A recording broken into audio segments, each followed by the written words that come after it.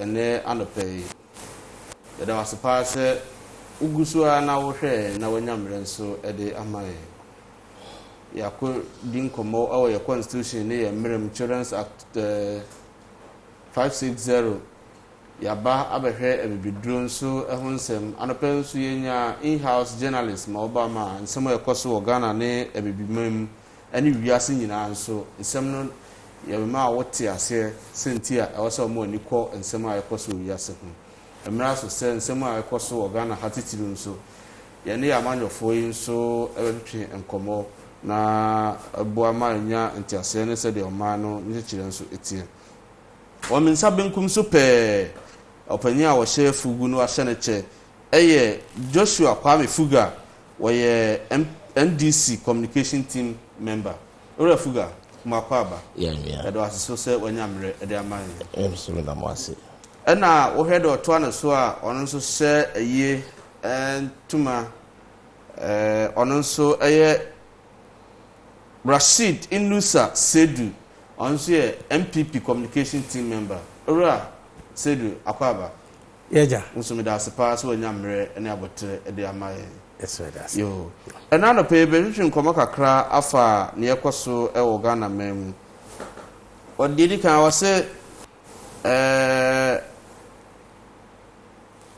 ɔse 2022 budget must address unemployment, economic decline, labor unions yɛwie nso ɛbɛka bi afa 56 Bureau of Public Safety ɔma yɛ survey bi about public confidence in the police service abra owura dampare ɛba yi only 50% of Ghanaians have confidence in him.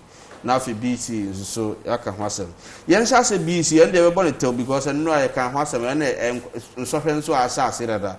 Was say BC timetable unfair to candidates coalition of concerned teachers. How unfair is it to candidates?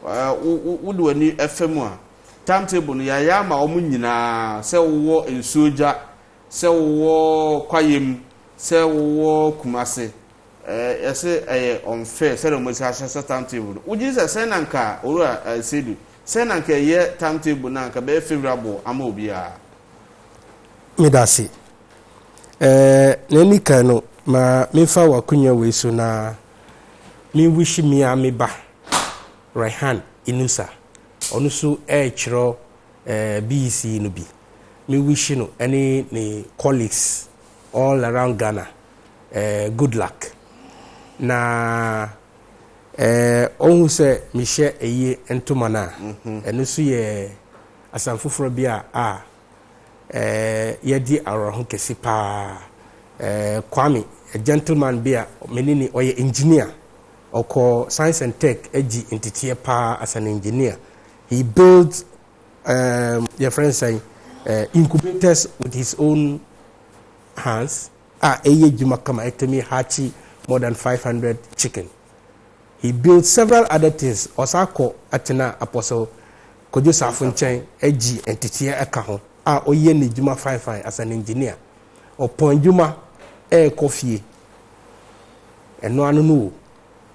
Osifri kamu o twen obi na friend say o ba no ho nti ontwen na osifri kamu ena moto ebe komuno.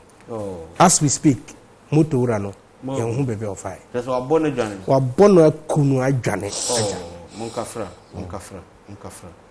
okay ye mre no esenti mpacha na ti JSS no honestly omo ka say timetable no enye favorable no ana say it's unfair no mi no mu ya adwen pa if you say Miami mano menene kotena na ye revision both the first day for Monday for enura de no any enura na jisu yesa kotena se eye asami mi fi nkran eba kumasa ha anapai na niesi ye ne se omu twiro 9 papers now 9 papers no omu twiro 9 papers no between enura and Friday let's just say 2 papers each a day. And the son esi to no. At the age of this, most of them between 15 and 11. Oh, and this is their major exams in their lives. Idea make or break. It can define defining or more future academic pursuits. Exactly. Obi failure or be discouraged at their age, you find it difficult to bring the person back. So, until you say omuye best 2 weeks more muna, so that at least they almost spray papers. One paper today, and I say 2 papers crumpled today now. The following day, no more resty and refresh and then revise it, answer the next paper. Otherwise, send a SC to Asusano. Honestly, sir, and yes, say, Uba a shark, and I say, when you're entity pa from schools now, and your idea will bet me a but school similar schedules normally exams when I'm boy. Because I remember our primary this year, almost after 2 exam, and we 3 subjects. That is in the school. And then some that's in the school. And now, only almost Minim, to honest with you, Sagana for say, ye be review sana yesi who education, any examination now, kebe boy pa. Look, we kamaya say exams no as a punishment edima onkolan and I say ye be chire omo bibi and I say bibisa. No. School no anka school environment now omusua ade for the past 11 years e wo hono na. School no ye center. Ye yi omu every ho. E de omo ko be say 4 kilometers away and I say 2 kilometers away in another environment to go and sit for the exams. Enu krampo me dwi ho amenti ase. And now my different school eba baby omu wono. It is not the same school teachers omuye invigilators wo. Debbie, we should have rather been bringing the invigilators from different places to that environment and not the students moving away from that environment. The ecosystem omuye used to a different place. It adds up to the tension at their age. Okay. So, I was saying na it's not the best for them at their age. Issues at the age because we do SS school unless say BBSC exactly. Maybe we have to look at it. Fuga. Yeah, I mean the country I mean have said mencha one now Ajibra mo share Garden City TV. Ano pay me say in ye dear ho kese NDC dear yare wasem dear idea in fact it is above our comprehension. Now we share your former transport minister Honorable Jifa Atiwo ano pay be no sia wa hwere ne nkwa. Oh, yeah. This breaking news to me. Yeah, and I'm a former regional secretary, so Remontando. So out of no crowd be now or tree Saturday way ebe. Until this dear. Munkafra. How much me susa na me ma mi Jifati wo there. Me call for regional deputy secretary. Until no pe bia friend no be some say campaign you cause it made the miracle pa minya kwanka program is mamba nanka matine fie so but na was say ja ye ba na be ye ade a was say ye boama Ghana ekonanim nti mema ye na ye yakọ ye na ye hyede and this phone penny for ni na memo bia hyede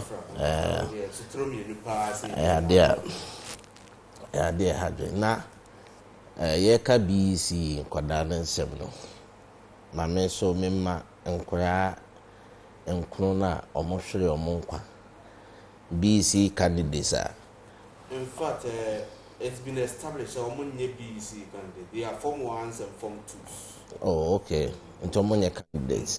Okay. Anyway, it's still a big blow. Very big blow.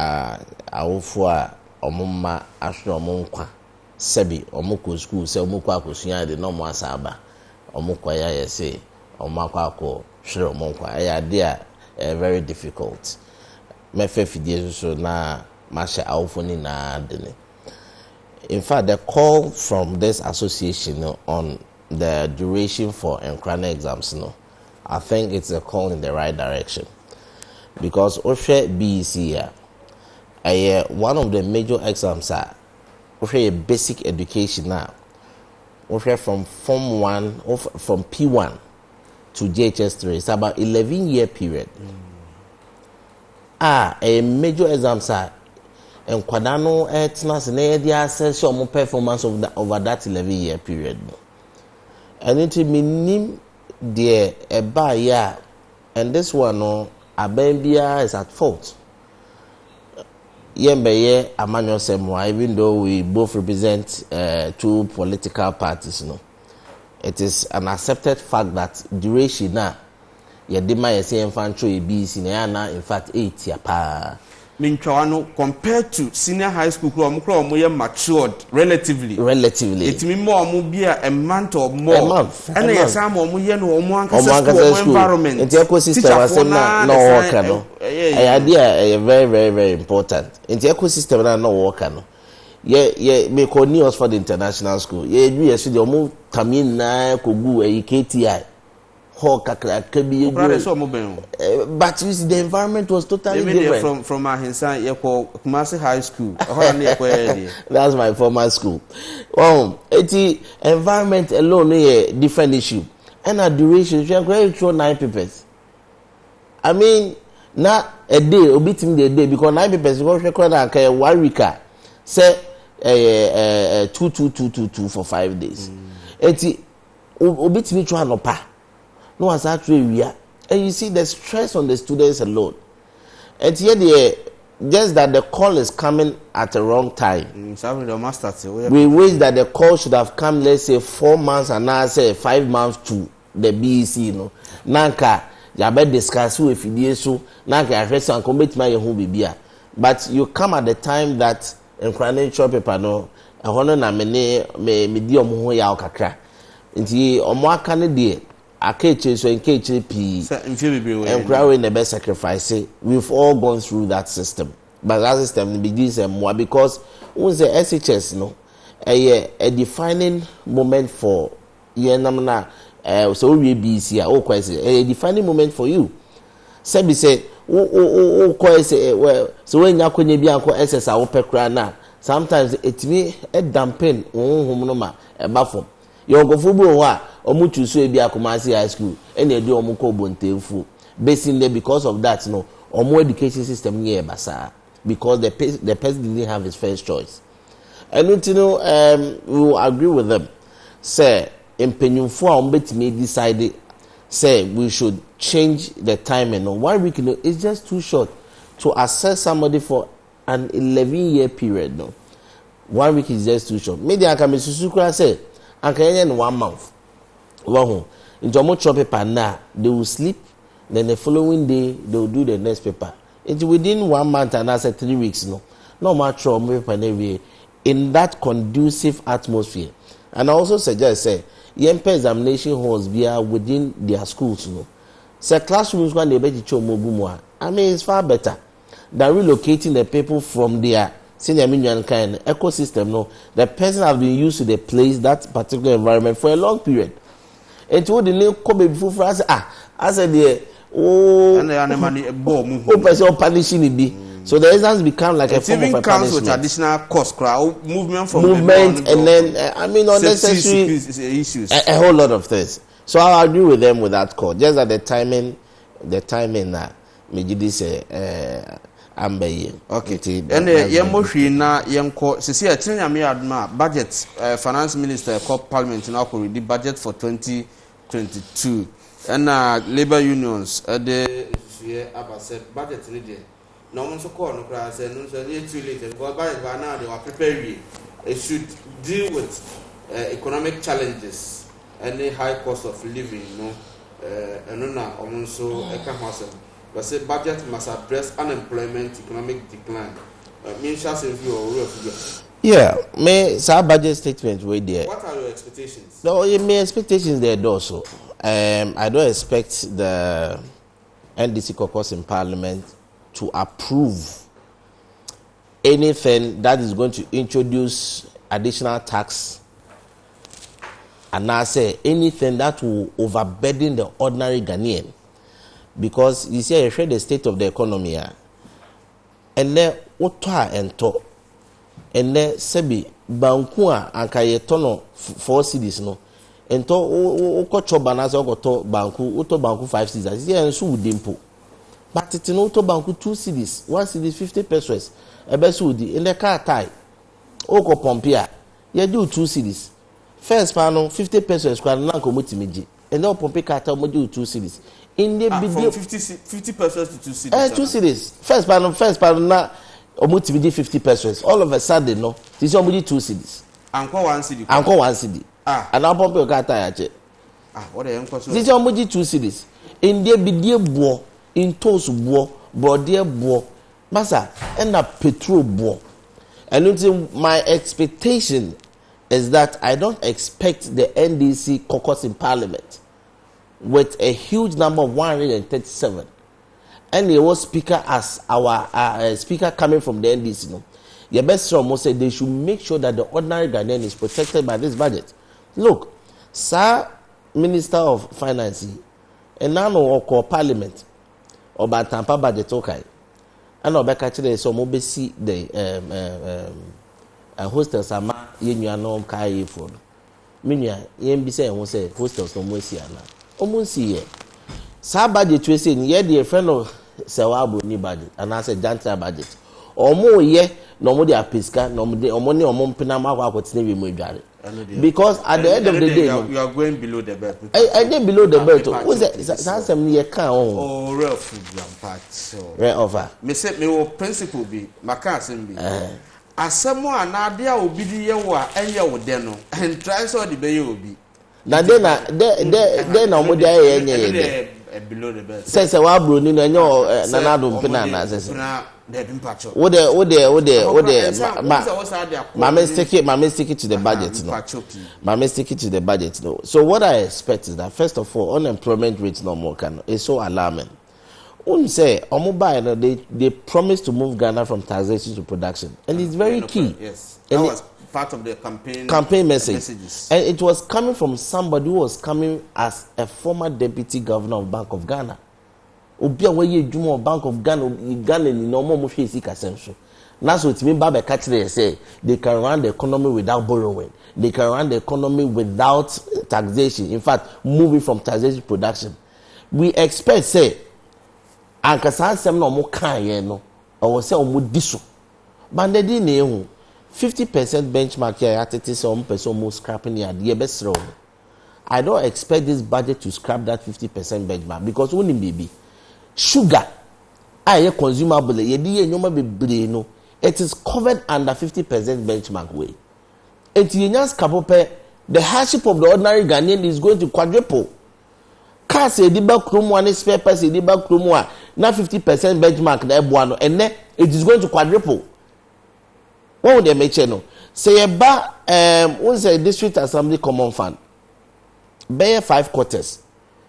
Most of the districts is 5 quarters, which is more than a year.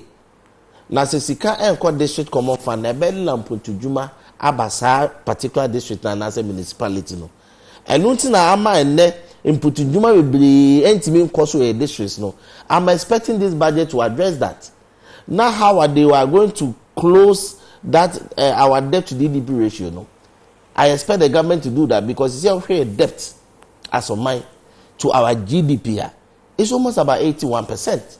I'm a Fitch. I projection say I fear before another dog go for the new baumia.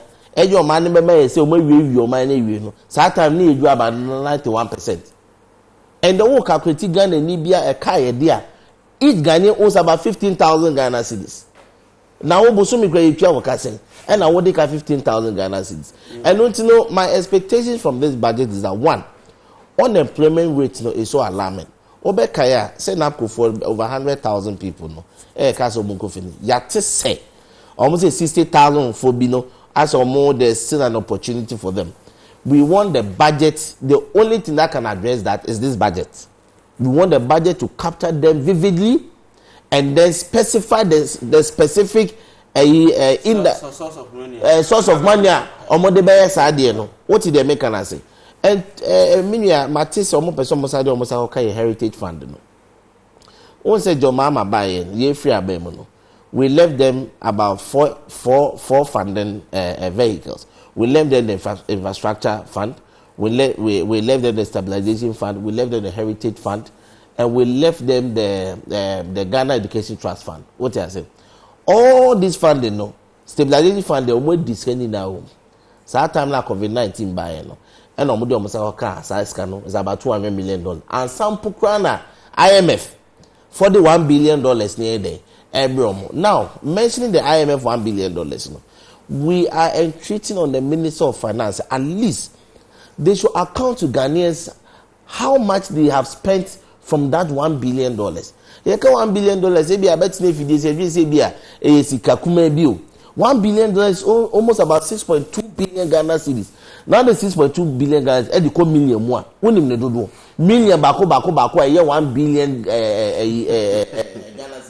And yes, Kakuma. And it's been announced on budget statement, you know. Yeah, the best from say 50% benchmark, no. Yes, some are more scrap it. And two, the tax component on the fuel price, you know. What they say, fuel price is about 40%. Mm-hmm. The tax component on the fuel price is about 42%. Yeah, best from say almost 15%. Because when they make cut, what that say.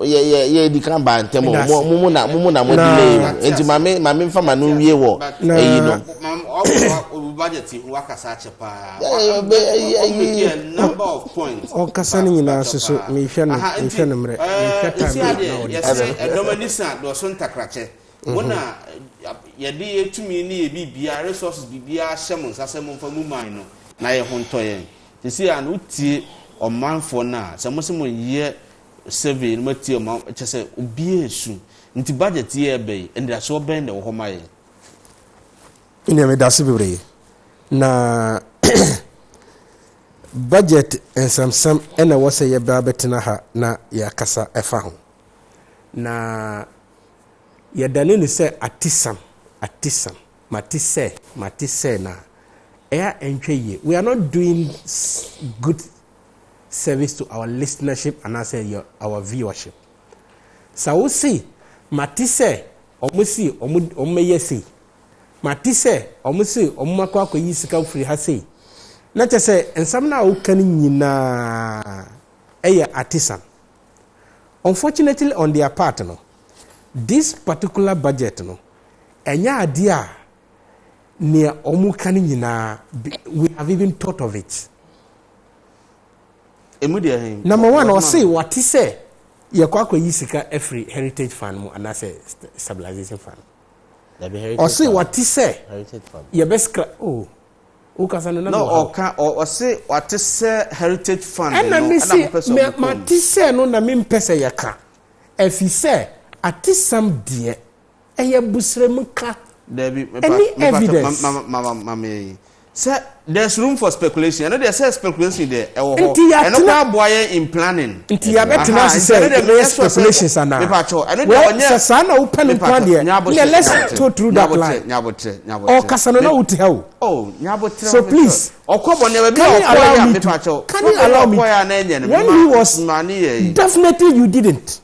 Oh. Every listener or viewer who was visiting us, he even went on more. When you were trying to stop him, he went on more. And I'm telling you, sir, being fair to me because maybe I'll go below the line. I dream attention to it. Debbie, go ahead. Maybe I will accuse me wrongly, and I have to correct you. Maybe I'll go below the line. I drew his attention. And he added more. I looked when you drew his attention, what did he do? No, I said okay. When you drew his attention, what did he do? He said it emphatically on your face. He said, sir, you don't go there. He said it emphatically on your face, sir. So what Brony and Nana Akufo-Addo you were here. No, he drew my attention. When you were trying to stop him, he added more. If you have the records, they can show us.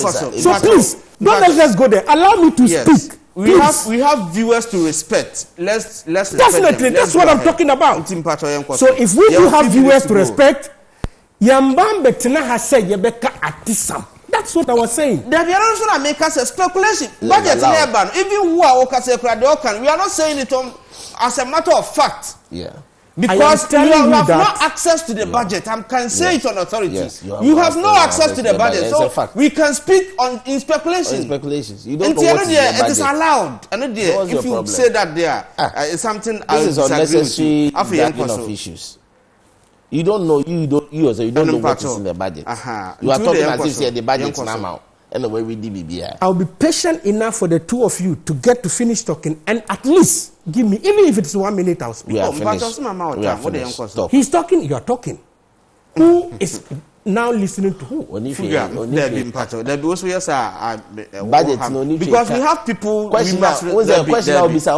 I was saying one at a time, but at a time, sorry for the interjection. No issue. It's part of Now, let me speak to budgets in this country. Sir, you see, budget. Some people are calling that the budget should address the economic hardship. And no na topic was say ekasa. Now, the budget is actually going to talk about economic hardships especially unemployment now omu call for, but baby aminu omu anya adwin say omu see dwindling economic employment. Omu see the rising unemployment issues in the country. It's not so. The facts doesn't support and some now omu kano. Nientina me see facts no doesn't support and some now omu can say Mine yo krum ha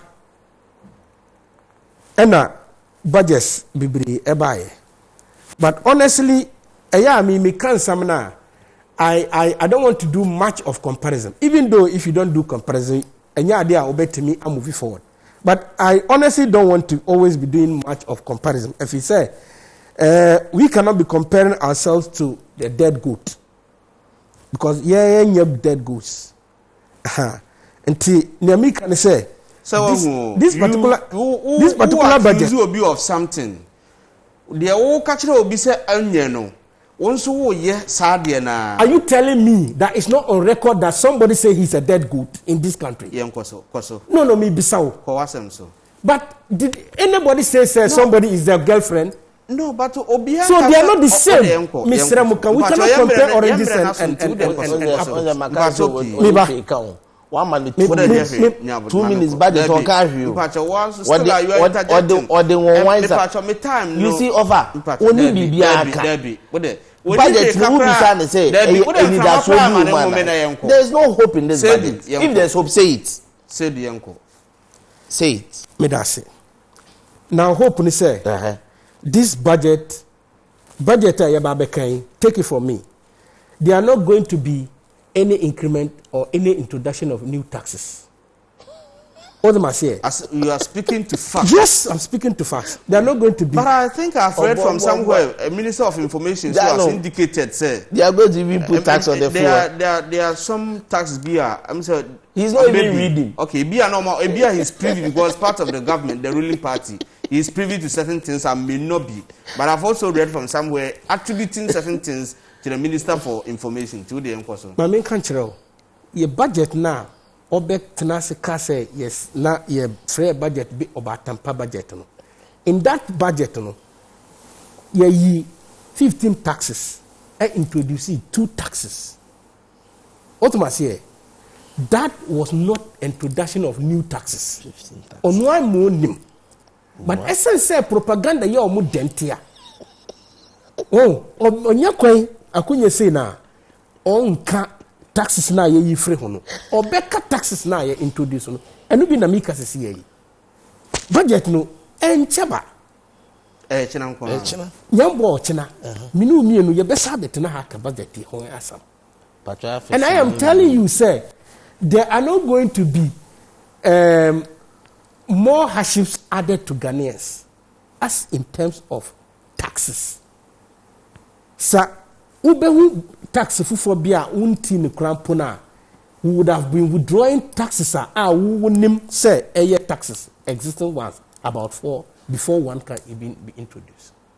Is that the assurance you are giving us? It's a realignment. But realignment of taxes. Yes, to a sector that hasn't been taxed, to a sector that attention hasn't been given to in terms of revenue generation. Otoma say bina ebeye, but not to say with all the existing taxes, yes, are introducing new taxes to bring more hardship to Ghanaians. In any case, yet to Obama say nka yembra na yembe bumai na Ghana for omuhu ahara omeboa. Na say na tipa de who would love say when na bekwa kwatena si chiro budget say or chiro budget no say na be Ghana for hu be chiro omu na Ghana for hu be chiro omu no na onu no onye Ghanaian na eno na me pesa me bisa. Okay. O kasa no o see onu he expects say omu parliamentarians including the speaker. In any case, the speaker is not NDC speaker, but Oka say yes, as a speaker of Parliament of Ghana. Yes. Period. So, but we share NDC less na propaganda esha utrimuma. Sa no manyina ya untanhu utemika. But I can forgive him, say. But the correction, I must correct him, said the speaker is a speaker of parliament for Ghana. It's good. Viewers near you, tomorrow is what we are all anticipating for the presentation of the 2022 budget. Let's keep wait patiently because there is a hope in it. Regards to Fredo Pariansa, okay. Honestly, a change of Aduma and the so our budget here, Ebeben or free Asamankasi. In Shiraba and Nelka Shaman constituency, Malam John and NDC have nothing to offer Ghanaians, all because they promised us better Ghana agenda, but they brought us total hardship. Their mindset is just to come and loot and go. Also, Nidiana Nelka, in Shiraba and Nelka, Ashaman, honestly, dear no. When so, every from Kwablavi of Pukwase, Benghazi.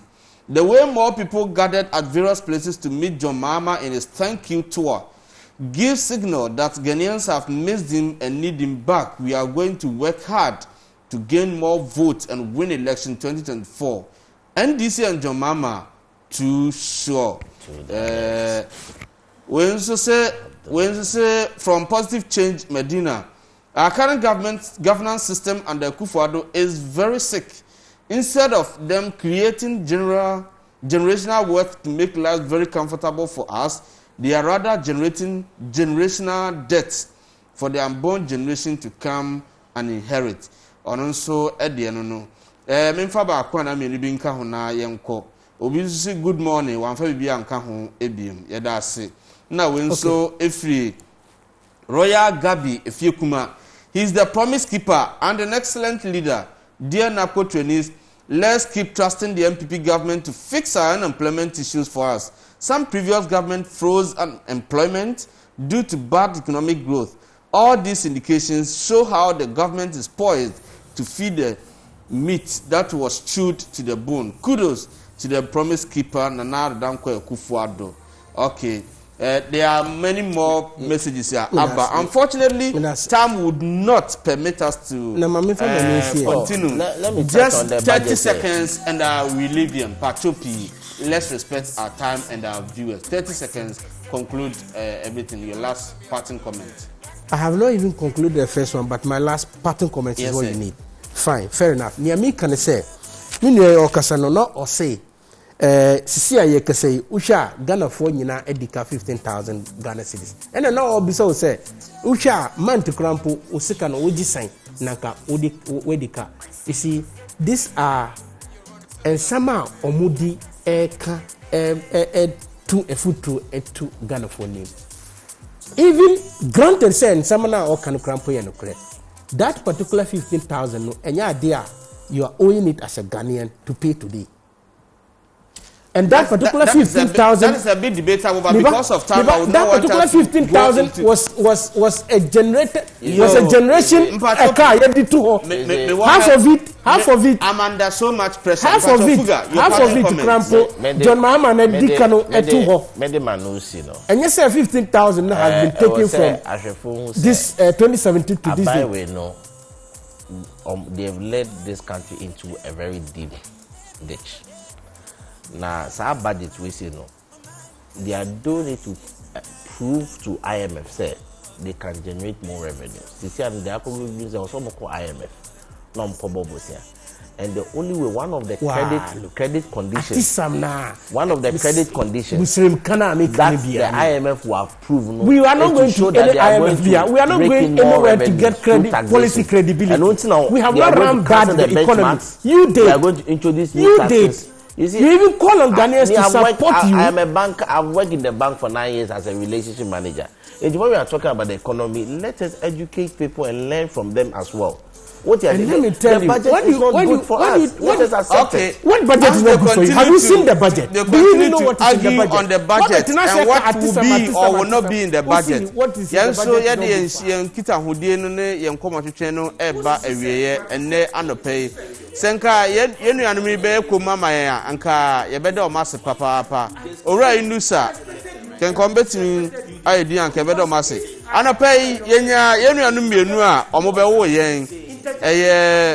Owura Joshua Kwame Fuga yenua ya ohyefugu owo NDC na oba ya awekire de nti a ohyetuntum kyese eyie ewo ho a no pe obeboye ba ko bi na foforo nso ewo ho a eye omofoma Ashanti Regional Secretary Owura Raymond Tando ofirimu ya na osikire nyame admo mudi na otwida na no pe nso obeka kire se former transport minister Mame Jifa Ativo ono nso wo se anope ya ono nso afirimu a eno nso eye arehosema ato nti so ohyefugu tuntum a na sekire eno no ofiri ho nso a ye wo enua Rashid Inusa Sedu ono nso eye MPP communication member ono nso she ne kobene tuntum eyituma ono nso amaye hude nti ono nso address sa se ne yonkopa ono nso anyankwanhia afirimu yemamu nyina ya akoma mo hyeden na nyamema mo ahoden na mfansisi omunyina echi emanye kamakama ena no pay ye besom mo hana ye de besie ye mbre nde yakobi pa nso yesere mo mfanche ni nyina ye oman no ye nyina ebo etwato na ye de abo oman no mpuntu omo nso oman ho donti na omuje omade nyina ebae nti na no pay ye da masese mo nya mre na mo tie mo text messages ni mo WhatsApp messages ni bibia mo de ba ma dwenkyire nyina no nyame yishira mo nyina nyame aduma ekina nso ye besan ahia Nigozi ebesia no Midiane Nicholas Osewusu onyame enka ho kosise ebesan ehia biem bye bye